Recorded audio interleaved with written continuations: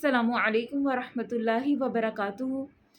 آج میں جس موضوع پہ آپ سے چھوٹی سی بات کرنے آئی ہوں وہ جھوٹ سے متعلق ہے، اور بدقسمتی سے ہمارے معاشرے میں جو ہے وہ جھوٹ عام ہو چکا ہے۔ بچہ بچہ جھوٹ بولتا ہے اور ہم لوگ اس کو گناہ یا بری بات بھی نہیں سمجھتے ہیں۔ اللہ کے نبی صلی اللہ علیہ وآلہ وسلم کا فرمان ہے کہ مومن کچھ بھی ہو سکتا ہے، جھوٹا نہیں ہو سکتا۔ اللہ کے نبی صلی اللہ علیہ وآلہ وسلم اپنی امت کے بندے سے کوئی بھی چیز کی امید کرتے ہیں، لیکن جھوٹ کی امید نہیں کرتے کہ مومن ہو کے وہ جھوٹ بولے گا۔ جھوٹ کہتے کسے ہیں؟ جھوٹ خلاف حقیقت کو بات کو کہتے ہیں جو حقیقت کے موافق نہ ہوگی، اور سچ کسے کہتے ہیں؟ سچ حقیقت کے مطابق کہی گئی بات ہوتی ہے۔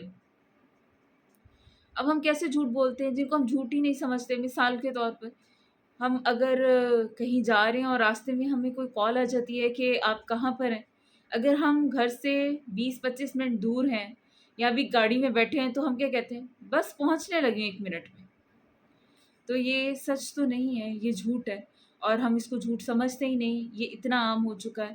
اور گھر میں ہوتے ہیں تو ہم اپنے بچے کو کہتے ہیں کہ جاؤ کہہ دو کہ گھر نہیں ہے۔ پیرنٹس میں سے کوئی بھی یہ کام کر لیتا ہے، جاؤ کہہ دو پاپا گھر نہیں ہے۔ تو بچہ کیا سیکھتا ہے؟ ہم ہی سے جھوٹ سیکھتا ہے۔ اور قرآن میں بھی جھوٹ کے بارے میں آتا ہے، اللہ تعالیٰ نے جھوٹ کہا ہے کہ سب سے بڑا ظالم وہ ہے جو اللہ پر جھوٹ باندھے۔ اور اللہ پر جھوٹ باندھنا کیا ہے؟ کہ اللہ کے ساتھ کسی کو شریک ٹھہرانا۔ فمن اظلم ممن کذب علی اللہ، اس سے بڑھ کر ظالم کون ہے جس نے اللہ پر جھوٹ بولا؟ ٹھیک۔ اور سورۃ آل عمران میں بھی جھوٹ کے بارے میں آتا ہے کہ اللہ جھوٹوں پر لعنت کرتا ہے۔ فَنَجْعَلْ لَعْنَتَ عَلَى اللَّهِ عَلَى الْكَاذِبِينَ، تو جھوٹوں پر اللہ کی لعنت ہے۔ تو رسول صلی اللہ علیہ وآلہ وسلم کا بھی ارشاد ہے کہ ہلاکت ہے، ہلاکت ہے، ہلاکت ہے اس شخص کے لیے جو کیا کرتا ہے؟ لوگوں کو ہنسانے کے لیے جھوٹ بولتا ہے۔ اب یہ چیز بڑی عام ہو گئی، اس طرح کی اسٹینڈ اپ کامیڈیز ہوتی ہیں، لوگ جھوٹ بول رہے ہوتے ہیں، جھوٹا ہنسا رہے ہوتے ہیں اور لوگ انجوائے کر رہے ہوتے ہیں، اور کئی لوگ کیا ہے صرف فن انوائرمنٹ کریٹ کرنے کے لیے رنگ برنگے جھوٹ بولتے ہیں، مسخرہ پن کرتے ہیں اور لوگ اسے انجوائے کرتے ہیں۔ حالانکہ یہ کیا ہے؟ اسلام میں یہ چیز جائز نہیں ہے کہ ہم لوگوں کو ہنسانے کے لیے بھی جھوٹ بولیں۔ اللہ کے نبی صلی اللہ علیہ وآلہ وسلم کے الفاظ ہیں کہ ایسے شخص کے لیے ہلاکت ہے جو جھوٹ بولے لوگوں کو ہنسانے کے لیے۔ اور اس سے مجھے ایک واقعہ یاد آ رہا ہے کہ جب تحویل قبلہ جو ہے قبلے کی تبدیلی کے رخ کا حکم آیا تھا، تو ایک صحابہ کرام کی ایک جماعت بیت المقدس کی طرف منہ کر کر نماز ادا کرنی تھی۔ تو ایک صحابی ان کے پاس سے گزرے اور انہوں نے کہا کہ میں نے اللہ کے نبی صلی اللہ علیہ وآلہ وسلم کے پیچھے جو ہے وہ نماز پڑھی ہے، بیت اللہ یعنی خانہ کعبہ کے پیچھے منہ کر کے۔ تو وہ پوری جماعت دوران نماز مڑ گئی اور انہوں نے اپنا رخ تبدیل کر لیا۔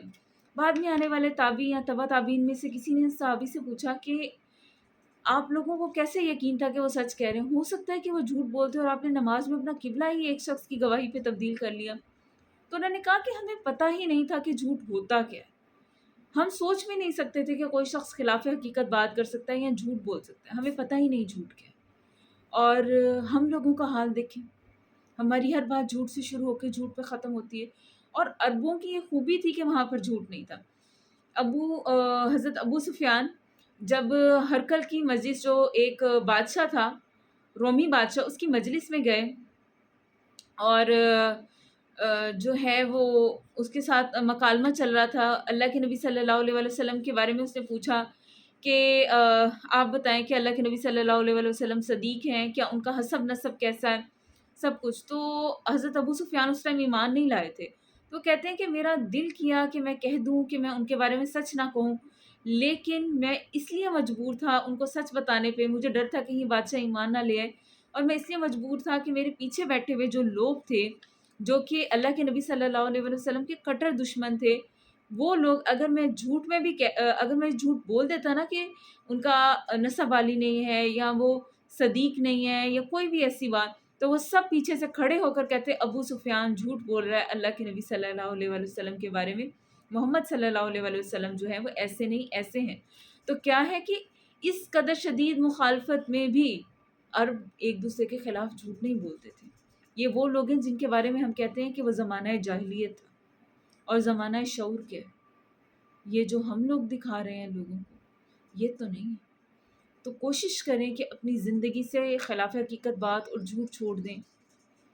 جیسے کہ آپ ایک دوپٹہ ہی رنگانے گئی ہیں، آٹے کا تھیلا لینے گئے ہیں، کچھ کرنے گئے ہیں، آپ نے کہا پچھلی دکان والا تو اتنے کا دے رہا تھا بھائی، تم اتنے کا کر کے دے رہے ہو، حالانکہ آپ نے پچھلی دکان والے سے پوچھا بھی نہیں. یہ بھی جھوٹ ہے.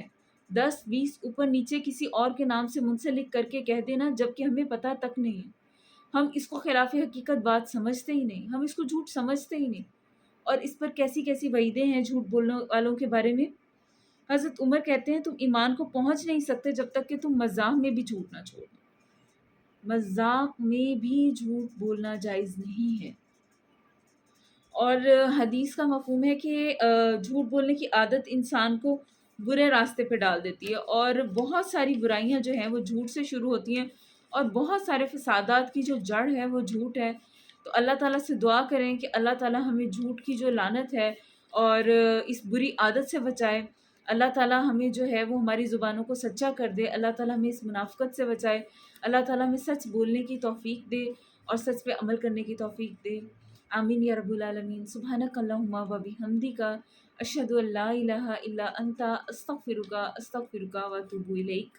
السلام علیکم ورحمۃ اللہ وبرکاتہ.